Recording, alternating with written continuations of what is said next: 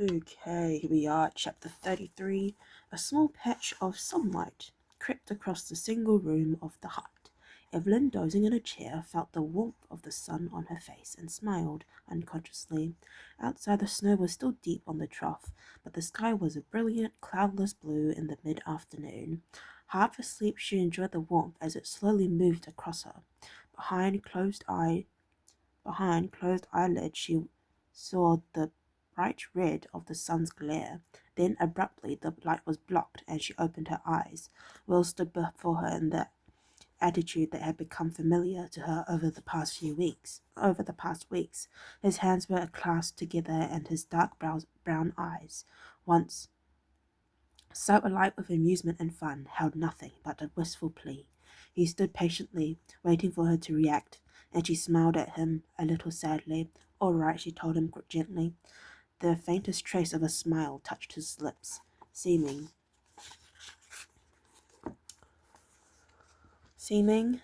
for a moment to reflect in those dark eyes, and she felt a renewal of the surge of hope that had been growing within her over the past few days. Gradually but noticeably, Will was changing. At first, as she whittled the drug, withheld the drug from him, he had consoled in those awful shuddering fits, only recovering when she doled out a small portion of the wormweed. But as the intervals between doses had grown longer and the doses themselves smaller, she had begun to hope that he would eventually recover. The seizures were a thing of the past. Now, instead of being ruled by his body as it craved the drug, Will was becoming more mentally attuned to a smaller supply. There was still a need there, but it was reflected in the pleading, almost childlike behavior that she was seeing now.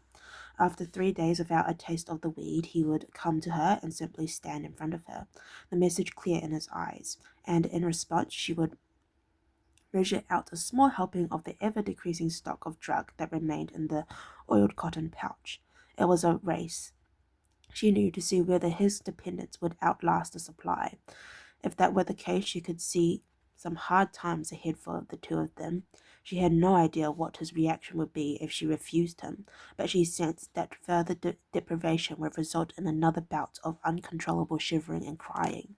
Perhaps, she reasoned, that was the next necessary stage in the rehabilitation, but rightly or wrongly, she simply could not bring herself to witness that helpless naked need again.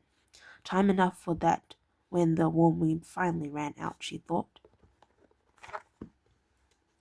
"Stay here," she told him, rising from the wood-framed chair and heading for the door. Again she thought she saw a dim glint of pleasure in his eyes. It was gone almost as soon as she thought she had seen it, but she told herself that it had really been there. She wasn't simply seeing what she hoped to see. She kept the supply of wormweed in the saddle, behind a loose board on one of the side walls. Initially, she was planning to conceal the oilcloth pouch in the pile of firewood logs, but then she realized that she would use Will to fetch firewood, and the possibility of his finding the supply of the drug was too awful to contemplate.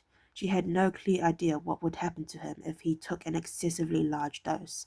At the least, she reasoned, his dependence would sour once again to a new level, and there might possibly be more permanent side effects as well, even fatal ones. What she did know was that if Will found the wormweed and used it all in one massive binge, she would face weeks of the convulsive and shuddering fits that had seized him when he had been deprived of the drug before. She wondered if his dulled mind could process the fact that she always left the cabin and returned with the weed, whether he was capable of putting together a cause and effect sequence and reasoning that the weed must be kept somewhere outside the cabin. She wasn't sure, but in any event she took no risk, taking great care to check that he hadn't followed her when she took the pouch from the small concealed space in the timber wall. She looked carefully over her shoulders as she entered the stable, and the pony looked up and snorted a greeting to her, but there was no sign that Will was showing any interest in her movements. Apparently he was content to wait where he was, knowing that she would shortly return with the drug that he craved. How this happened or where she found it didn't seem to be questions that concerned him. They were abstractions, and he dealt only in absolute facts these days. She measured a minute amount of the dried weed into the palm of her hand, rewrapped the remaining supply, and replaced it behind the loose board. Again, halfway through the sequence, she turned suddenly to see if she might be being